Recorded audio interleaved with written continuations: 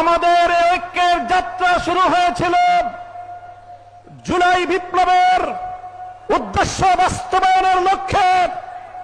সুতরাং যতদিন পর্যন্ত জুলাই বিপ্লবের লক্ষ্য অর্জিত না হবে ততদিন পর্যন্ত আমরা ঐক্যবদ্ধ আন্দোলন চালিয়ে যাব ইনশাআল্লাহ।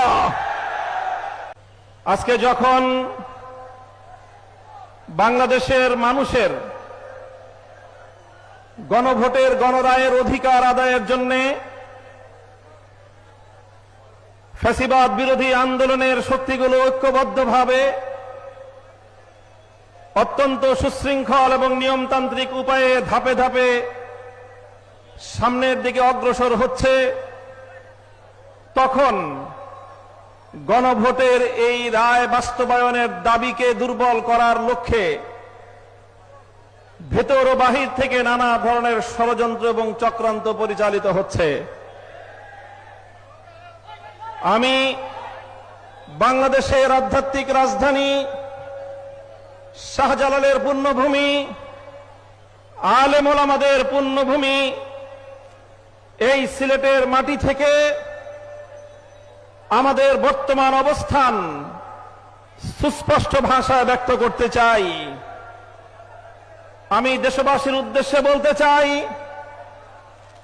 এবং সরকার ও দেশের সকল নাগরিকদের জন্য আমার পরিষ্কার বার্তা হলো এই: আমাদের এই ঐক্য শুধুমাত্র ক্ষমতার ভাগ বটোয়ারার জন্য হয়েছিল না। আমাদের ঐক্য শুধুমাত্র আমাদের এই রাজনৈতিক 11টি দলের ভাগ্য করার জন্য আমরা ঐক্য করি নাই। আমাদের ঐক্যের যাত্রা শুরু হয়েছিল জুলাই বিপ্লবের উদ্দেশ্য বাস্তবায়নের লক্ষ্যে। যে জুলাই সনদ প্রণীত হয়েছে সেই জুলাই সনদ বাস্তবায়নের আন্দোলন থেকে আমাদের এই ঐক্যের যাত্রা শুরু হয়েছে।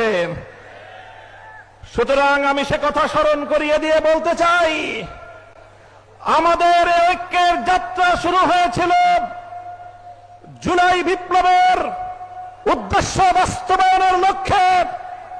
সুতরাং যতদিন পর্যন্ত জুলাই বিপ্লবের লক্ষ্য অর্জিত না হবে ততদিন পর্যন্ত আমরা ঐক্যবদ্ধ আন্দোলন চালিয়ে যাব ইনশাআল্লাহ। আমি স্পষ্ট ভাষায় বলতে চাই, আমরা জুলাই বিপ্লব যারা করেছিলাম, আমরা দীর্ঘ 17 বছর পর্যন্ত ফ্যাসিবাদের নির্মম নির্যাতনের শিকার যারা হয়েছিলাম, আমাদের নেতা কর্মীরা গুম খুন হত্যাকাণ্ডের শিকার হয়েছিল, আমাদের ভাইয়েরা শাপলা চত্বরে রক্ত দিয়েছিল, আমাদের ভাইয়েরা 2021 সালে মোদী বিরোধী আন্দোলনে রক্ত দিয়েছে, আমাদের ভাইয়েরা 2024 সালের ফ্যাসিবাদ বিরোধী বৈষম্য বিরোধী আন্দোলনে রক্ত দিয়েছে। প্রায় 1.5 সহস্র শহীদের রক্ত বিধৌত বিপ্লব, 30,000 জুলাই যুদ্ধাহত যোদ্ধারা আজও পর্যন্ত বাংলাদেশের বিভিন্ন হাসপাতালের বিছানাগুলোতে ছটফট করছে। আমাদের অনেক ভাই বোনেরা চিরদিনের জন্য চোখের জ্যোতি হারিয়ে অন্ধত্বকে বরণ করেছে। আমাদের ভাই বোনেরা অনেকে চিরদিনের জন্য পঙ্গুত্বকে বরণ করে নিয়েছে। মনে রেখো, শহীদের স্বপ্ন, যুদ্ধাহত জুলাই যোদ্ধাদের স্বপ্ন পূরণ ছাড়া রাজপথ থেকে বিচ্যুত হতে পারি না আমরা। আমি বলতে চাই, বর্তমান সরকারকে আমরা বলতে চাই, আপনারাও ফ্যাসিবাদ বিরোধী আন্দোলনে আমাদের সহযোদ্ধা ছিলেন।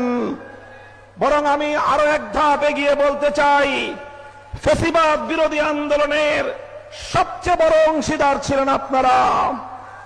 তাই আমরা আপনাদের কল্যাণকামী, আমরা দীর্ঘ অভিযাত্রায় আপনাদেরকে আমাদের বন্ধু মনে করি। আর বন্ধু মনে করে আমরা যেমন দেশের কল্যাণ চাই, শহীদ প্রেসিডেন্ট জিয়াউর রহমান এবং বেগম খালেদা জিয়ার বিএনপিরও কল্যাণ চাই। আর কল্যাণ চাই বলেই আমরা বারবার বলছি, যেই জুলাই বিপ্লবের উপর ভিত্তি করে ক্ষমতার মসনদে বসেছেন সেই জুলাই বিপ্লবের সঙ্গে যদি গাদ্দারি করেন, ক্ষমতার মসনদে থাকবার কোনো অধিকার আপনাদের থাকবে না। জুলাই বিপ্লবের সঙ্গে গাদ্দারি করবেন না। দোহাই লাগে, আপনাদের প্রথমে পায়ে ধরে বলবো, তারপরে হাতে ধরে বলবো। যদি পায়ে ধরে হাতে ধরে বললে কথা না শুনেন, ঘাট ধরতে আমাদের এতটুকু হাত কেঁপে উঠবে না। সরকারকে আমরা বলতে চাই, দেখেন আমাদের বক্তব্য পরিষ্কার। 50% জনগণের ভোটের ম্যান্ডেট নিয়ে যেভাবেই হোক, যে পথেই হোক আপনারা সরকার গঠন করেছেন।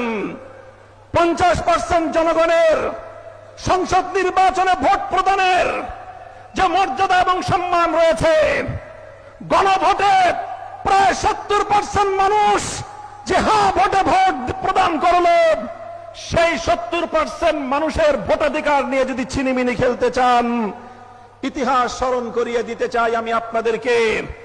1970-এর জাতীয় নির্বাচনের গণরায়ের সঙ্গে বিশ্বাসঘাতকতা করেছিল পশ্চিম পাকিস্তানিরা। পরিণামে মুক্তিযুদ্ধকে তাদের ফেস করতে হয়েছিল এবং বাংলার মানুষ মুক্তিযুদ্ধের মাধ্যমে স্বাধীনতা ছিনিয়ে এনেছিল।